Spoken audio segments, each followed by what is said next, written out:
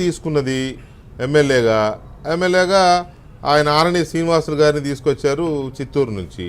ఇప్పుడు ఎంపీగానేమో వరప్రసాద్ గారిని మీరు పార్టీ నుంచి నిలబెడుతున్నారు. ఇప్పుడు పార్టీలో సీనియర్లు ఉన్నారు, లేకపోతే ఇంతకుముందు పోటీ చేసిన వాళ్ళు ఉన్నారు.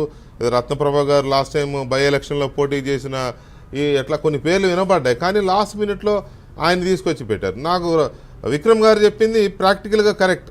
ఇవాళ దాకా కష్టపడిన జనసేన కార్యకర్తలు కానీ, బీజేపీ కార్యకర్తలు కానీ, మీలాంటి నాయకులు కానీ, అఫ్కోర్స్ నాకు తెలిసి మీరు కూడా ఎమ్మెల్యేగా పోటీ చేయాలని చాలా ట్రై చేశారు బీజేపీని తిరుపతి నుంచి.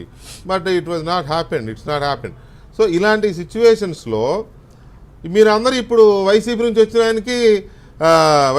వచ్చిన ఇద్దరికి మీరు తిరగాలన్నమాట డే అండ్ నైట్. సరే నిర్ణయం పార్టీల నిర్ణయం అది తప్పదనుకోండి. ఇట్లాంటి సిచ్యువేషన్ చాలా చోట్ల వచ్చింది స్టేట్లో. ఇది కాస్త ఈ ఫీల్ గుడ్ ఫ్యాక్టర్ ఏదైతే ఉందో మీ కూటమి మీద కొంత డిస్టర్బ్ చేసే పరిస్థితి కనిపించట్లేదా? వెంకటకృష్ణ, మీకు ప్యానల్ వంటి పెద్దలందరికీ నమస్కారాలు. నమస్తే అండి. అసలు పొత్తులంటేనే అడ్జస్ట్మెంట్ సాక్రిఫైస్, కానీ మీ పొత్తులంటేనే ఆఖరికి కమిట్. అప్పుడు వైసీపీ ఎందుకంటే దాని మీద కదా మేము పోరాడేది. వైసీపీ వాళ్ళు ఇద్దరు ఉన్నారు. వైసీపీని కొట్టాలని చెప్పి వైసీపీ మా పార్టీ కండువా కప్పుకున్నాక వరప్రసాద్ కాదు అక్కడ ఉండేది, భారతీయ జనతా పార్టీ అభ్యర్థి. No more Varaprasad YCP.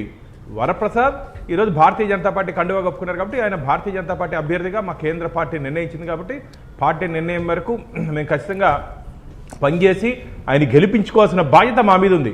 భారతీయ జనతా పార్టీ కార్యకర్తగా భారతీయ జనతా పార్టీ కేంద్ర పార్టీ ఇచ్చినటువంటి ఆదేశాలు పాటించాల్సిన బాధ్యత మా మీద ఉంది.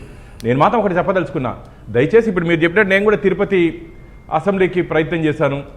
కానీ దురదృష్టము భగవంతుడి ఆశీర్వాదం ఇంకేదైనా బెటర్ ఆపర్చునిటీస్ ఏదైనా ఇవ్వాలని చెప్పి దీని ఏమైనా తప్పించాడు.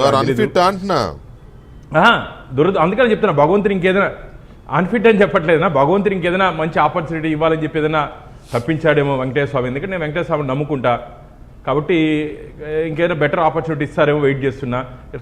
టికెట్ నాకు రాలేదు కదా అని చెప్పి పార్టీ మీద అలగడమో పార్టీ మీద తిరగడమో అవన్నీ చేయకూడదన్న.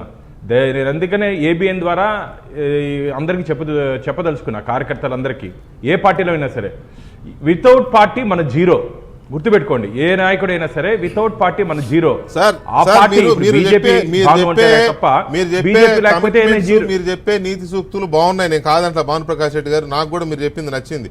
మనం పార్టీని నమ్ముకోవాలి, పార్టీయే ఫైనల్, తిరగబడడం కానీ అలగడం కానీ ఇటువంటివి ఉండకూడదు అని మీరు ఏదైతే చెప్పారో. జవహర్ గారు ఏదైతే పార్టీ టికెట్ ఇవ్వకపోయినా సరే మనసులో బాధ ఉన్నా ఆయన ఎలాగా అయితే అక్కడ పనిచేసుకుంటున్నాడో, కానీ ఇప్పుడు మీ దగ్గరికి వచ్చిన ఇద్దరు పార్టీ మీద అలిగే కదా వచ్చారు. అలిగి వచ్చిన వాళ్ళకి పార్టీల పట్ల కమిట్మెంట్ ఉన్న వాళ్ళు పనిచేయాలి అంటే ఎలా ఉంటుంది? అది కొంత ఇబ్బందికరం కదా. డిస్కార్డెడ్ అది కొద్ది రోజులు. మీరు చెప్పేది వాస్తవం, మీరు చెప్పేది వాస్తవం. కొద్ది రోజులు ఆ ఇబ్బంది ఉంటుంది. ఒక 2-3 రోజులు అయిన తర్వాత అడ్జస్ట్ అయ్యి పార్టీ కోసం పనిచేయాల్సిన బాధ్యత ఉంది మా మీద.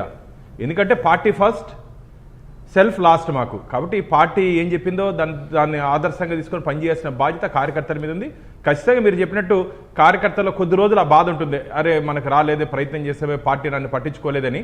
కానీ పార్టీ అందరినీ పిలిచి మాట్లాడుతూ ఉంది, మీకు రాబో రోజుల్లో న్యాయం చేస్తాము, మీ సేవలు మేము ఖచ్చితంగా వినియోగించుకున్న పార్టీకి కొన్ని అనివార్య కారణాల వల్ల ఇవ్వలేకపోయాము. ఎందుకు ఇవ్వలేకపోయినా కూడా వారు పార్టీ నాయకులు అభ్యర్థులకు చెప్పి కన్విన్స్ చేస్తున్నారు. కాబట్టి అసంతృప్తి అనేది తాత్కాలికమే, టీ కప్పులో తుఫాను మరగా తొందరలో తొలగిపోతుంది.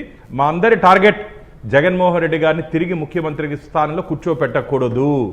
నరేంద్ర మోడీ గారికి ఆంధ్రప్రదేశ్ నుంచి